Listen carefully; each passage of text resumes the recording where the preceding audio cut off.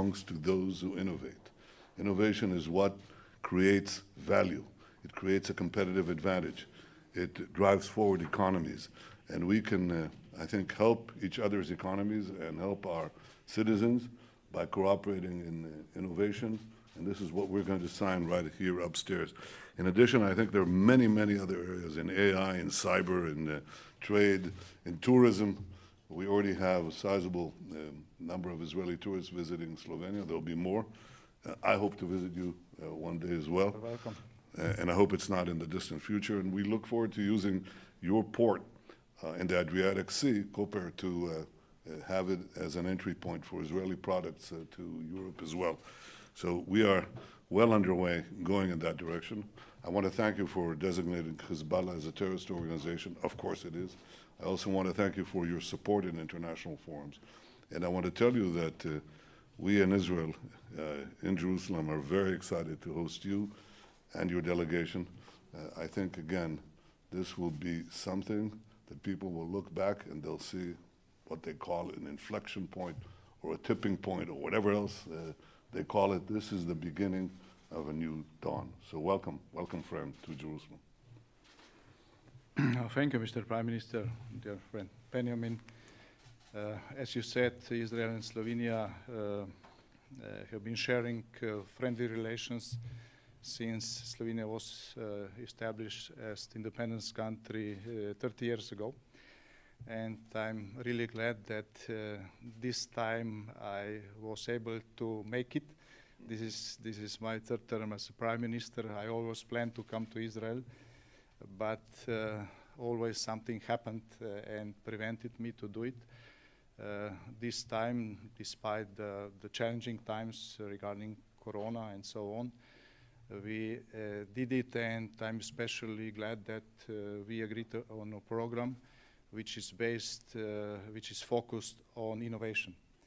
So Israel being one of the most innovative countries on the top of the world list is a great example for us. And during our discussions yesterday with your entrepreneurs from the field of artificial intelligence, other part of innovation, cybersecurity, I realized that there is a very large field of opportunity to be exploited in the future. Slovenia is also taking rotating presidency of the European Union next year, and one of our priorities during our presidency is also cybersecurity. So we will be very focused on this issue, and because Israel is very advanced in this area, we wanted to share the knowledge and to cooperate closely. Slovenia is also among those European countries which try to see the situation in the Middle East as it is, not as it is shown many times. So we are realists. We know the real role of Israel here, the importance of Israel for the world peace and for the peace in the region. And whatever we can do to strengthen this position, we are prepared to do. So thank you once again for the invitation, for great hospitality, and I'm looking forward to our future cooperation.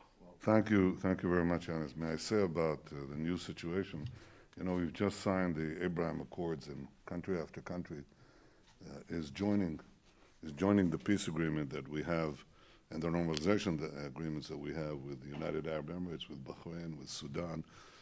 Others are coming in. And this is a new reality, completely different from what is commonly thought of in the foreign ministries and chancelleries of Europe. And some of our European friends already get it. I'm glad that you've always seen it. It's instructive that an Emirati has bought Beitar Yerushalayim, which is one of our well-known soccer teams. It tells you how things are changing so rapidly.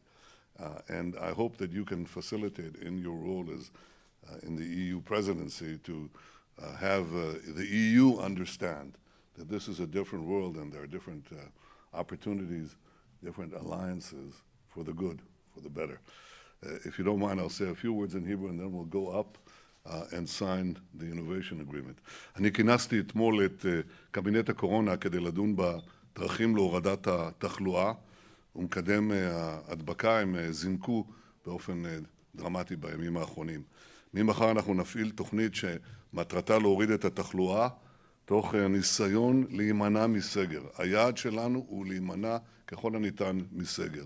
ואנחנו שוקלים שורה של צעדים שנצטרך להחליט עליהם הערב או במהלך הדיונים בממשלה, לרבות השאלה של עוצר לילי, וכמובן הגבלות בין אזורים, הידוק אזורים אדומים וכדומה.